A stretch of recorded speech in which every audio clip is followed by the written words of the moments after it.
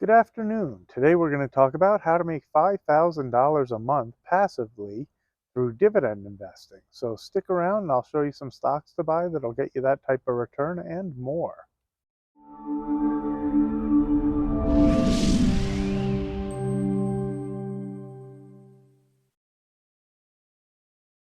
Good afternoon. My name is Adam Kahn and I'm the Rational Investor. I hope you guys are doing well.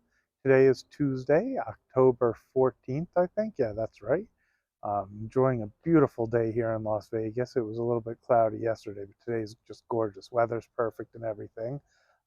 Before I get into the video of how to make $5,000 a month passively through dividends, do me a favor, hit that like button.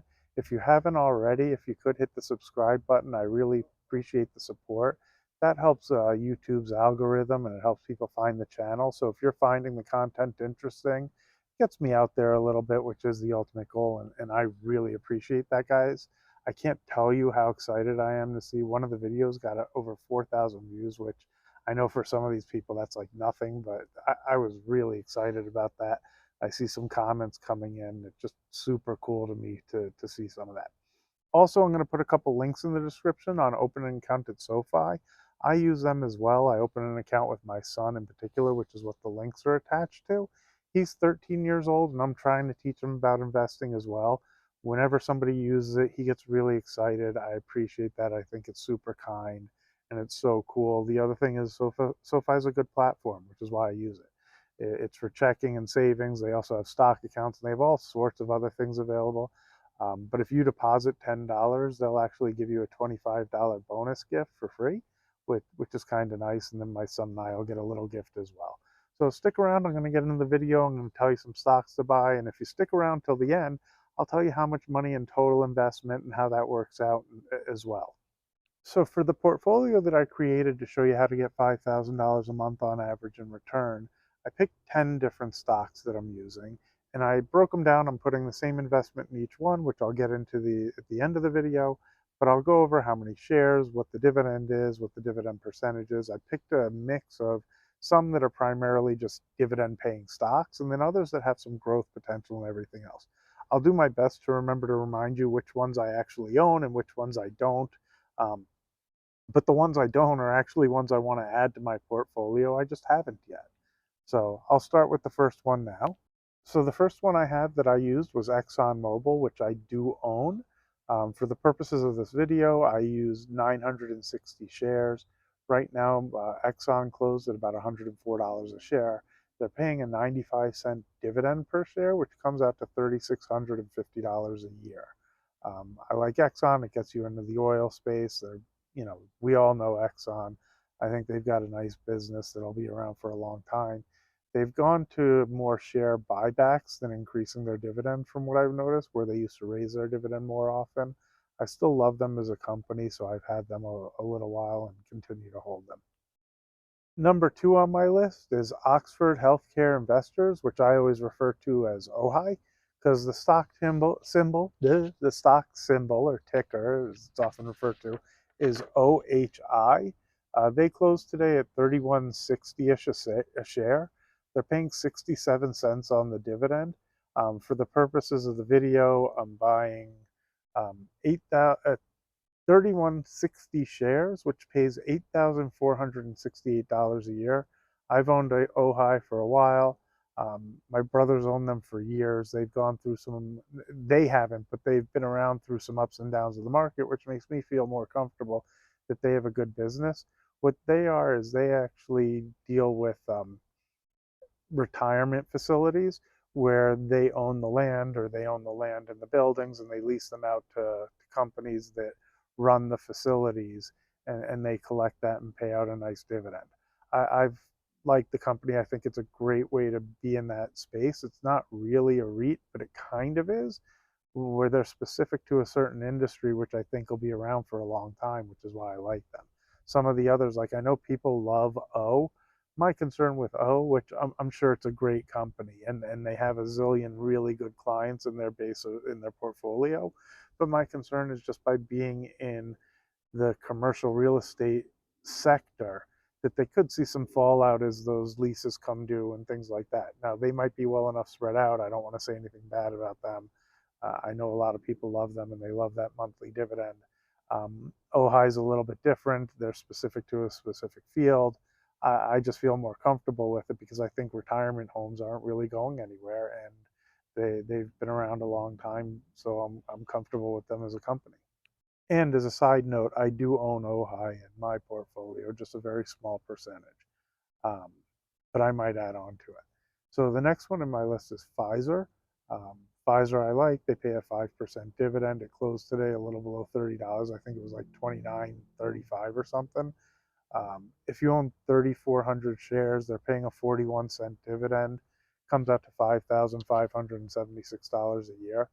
Pfizer is a super big conglomerate in the healthcare industry where they sell pharmaceuticals. Think they're a great one to own. So next on my list is Coca-Cola, which I don't own, but I think I should. I think Coca-Cola is a great company. Um, Same thing, whether the economy does well or doesn't do well, I think people are buying their products, whether it's Coca-Cola that we think of or their other brands that they own as well. They have a huge array of drinking products, but they're a super strong company. If you have 1,740 shares of Coca-Cola, you're going to get a 46-cent a quarter dividend, which comes out to $3,201 a year. Again, great company. You guys all know them. At least I assume you do. Most well-known brand across the world, or as far as I know. So the next one I included, number 4, is really just to get a boost in the dividends. Its ticker symbol is JEPQ. It's a JPMorgan Nasdaq hedge fund, essentially. What they do is they own Nasdaq stocks, but they sell calls against it to generate the dividend. Um, I think it pays a nice big dividend. I think it's a well-run product. Um, Thing is, I wouldn't expect too much growth in terms of it. It's not really a company, so I wouldn't expect the stock price to go up a whole lot. I would just hope to have the reliable dividends continue throughout. Now, as a little bit of side note, dividends are never guaranteed, so you have to be cautious on all of it. Dividends can be cut, they can be lowered, they can be cut completely. There is no guarantee in any of it, so you guys really have to do your own research as well. This is a good time for me to mention that. Like, don't just take my advice. I'm a guy on YouTube.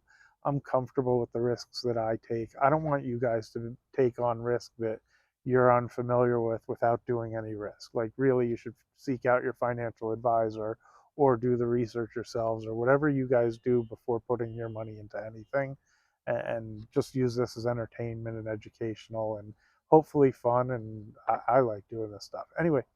JEPQ pays monthly, which I really like. Not all, some stocks pay quarterly, some pay every 6 months, some pay every month. This one pays monthly, and right now they're paying 41 cents a month. I'm using 2,040 shares, which comes out to a little over $10,000 a year, which is why I say I kind of added this one in to get a nice boost in the dividend to push me to the monthly income I'm hoping to derive off of the portfolio I'm presenting. So the next one on my list is one of my personal favorites. I actually joke with one of my buddies about it. It's Cracker Barrel. Its ticker symbol is CBRL. But what I love about Cracker Barrel is when I grew up and if we traveled across country and got in the car, that seemed to be a place that we gravitated to. And I think people still do. We actually took a trip this weekend. In one of my videos, I talked about it. We went to Zion National Park. I live in Las Vegas. It's a few-hour drive, and one of the stops happened to be at a Cracker Barrel. Well, it made me feel really good because Cracker Barrel is one that I own. Um, but it made me feel really good to see that they were busy. And since I own the stock, I always kind of poke my nose around. And look, this is only one restaurant, so I wouldn't read into it too much. But I said to the waiter, geez, are you guys this busy all the time? And his answer was, yeah. I mean, now he only works there Friday, Saturday, Sunday, Monday because he goes to school. But he's like, yeah, it's pretty consistent. It stays busy. Well, that makes me feel more comfortable as it is a company that they're busy. To be perfectly honest, I thought it was rather inexpensive and they probably have room to raise their prices. I thought of reaching out to the companies as a stock owner saying, quite honestly, I think you should raise your prices on the menu because When I go out to other restaurants, they were relatively cheap. For my wife, my son, and I, for three entrees, and I think we got an appetizer as well, came out to about, high 40s after tip, or low 40s, because after tip and everything, I think I spent $51, which that was pretty reasonable for a sit down restaurant with waiter service. So, anyway, Cracker Barrel is one I really like. They have a nice big dividend. I used 1,380 shares. They pay $1.30 a share, and that comes out to $7,176 a year. Again, assuming they're able to keep that dividend and pay accordingly. So the next company I use for the purposes of this video is QSR. I own some of it as well. It's a conglomerate of Burger King and other fast food chains. I like them. They're well spread out. It's not McDonald's, and McDonald's might be the best one, but they have a little bit higher of a dividend, which I like. Um, and I've owned them a little while and think they have a good mix of restaurant brands that they carry. So QSR, I bought 1,000. Well, for the purposes of this, I don't have this many shares. I bought 1,425 shares. They're paying 55 cents a share.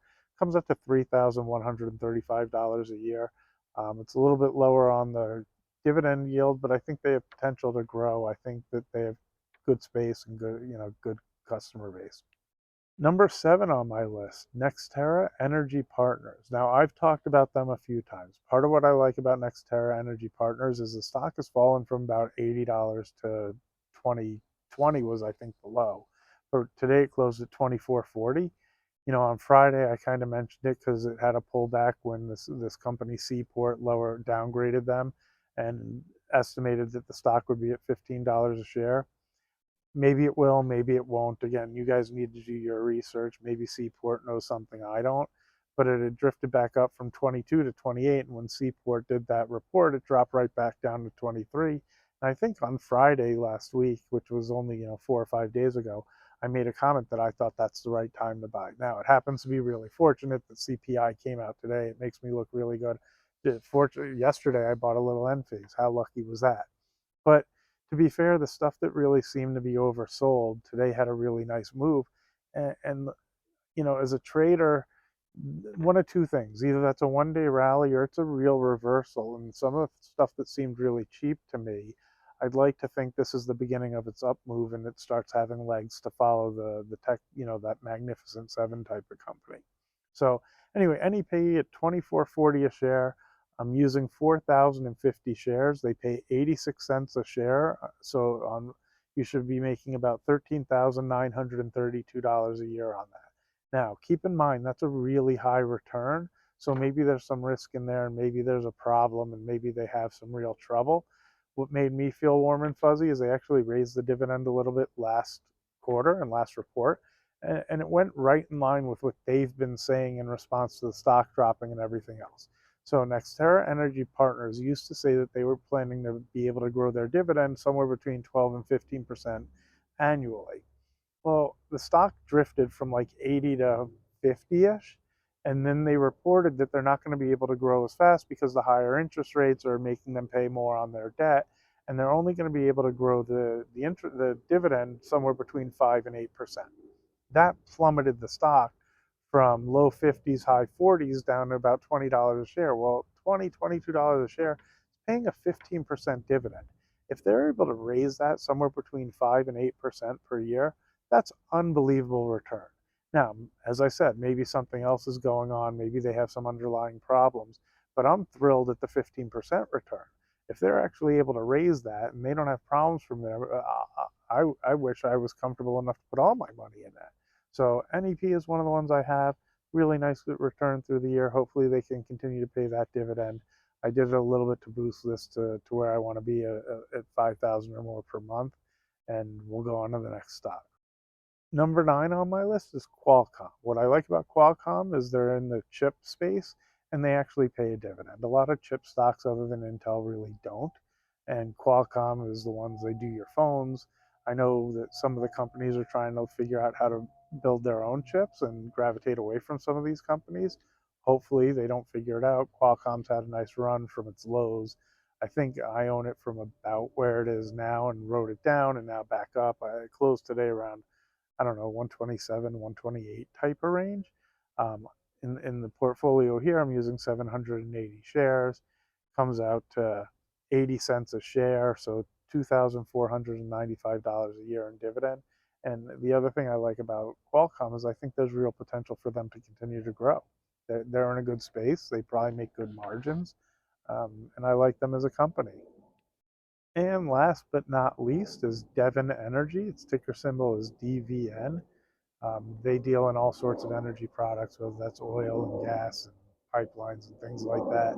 They have a nice big dividend. They actually reported their earnings recently, and the earnings were not so great, but they managed to raise their dividend, which I found really interesting, which confuses me because I'd like to think when these companies raise their dividend, they're not taking some stupid response and overpaying where they're going to bankrupt themselves. So it makes me wonder if the bad earnings are more like accounting or one-time expenses or things like that, and things weren't really as bad as they appear. On top of that, the stock didn't really, it dropped a little when they came out with the earnings, and it's done nothing but drift higher ever since. So I try to pay real close attention to things like that. Like when a company comes out with bad earnings and doesn't go lower, something tells me that was already priced in and maybe things aren't as bad as they seem. Again, do your own research. Don't listen to me. I was a commodities trader for a long time, so a lot of times I make my decisions just based on price action and not actual news. Like I listen to the news, but I try to watch the prices as well.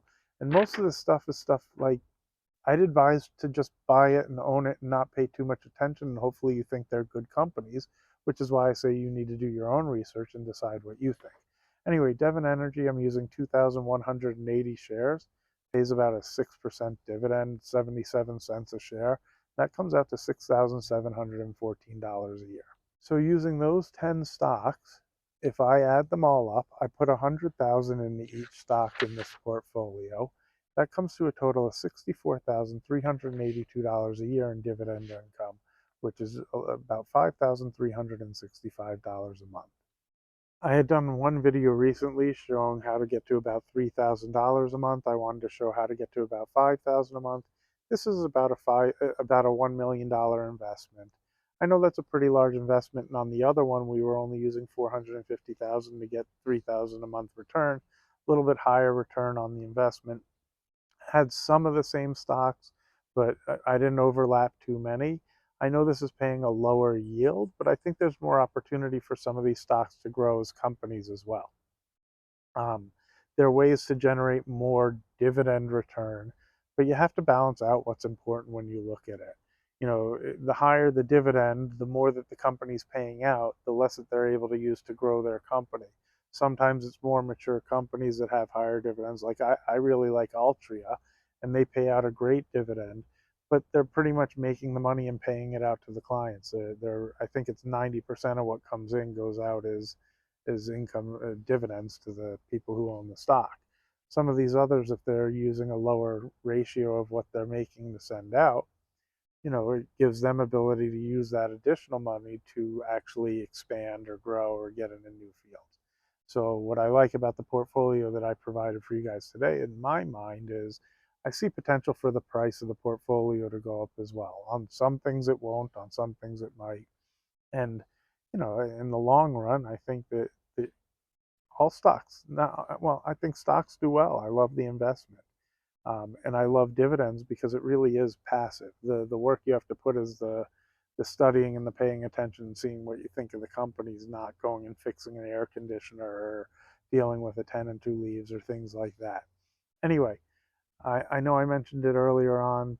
I really appreciate you guys. Thanks, any of you who stuck around this long. That's awesome. Don't forget, give a thumbs up, like, and subscribe. And by all means, make some comments. Tell me some stocks you guys like, or if you like housing better, or whatever it is. I love to hear all of it, and I do my best to respond. And I'll have a conversation too. So enjoy your day, and I'll talk to you guys tomorrow or the next day.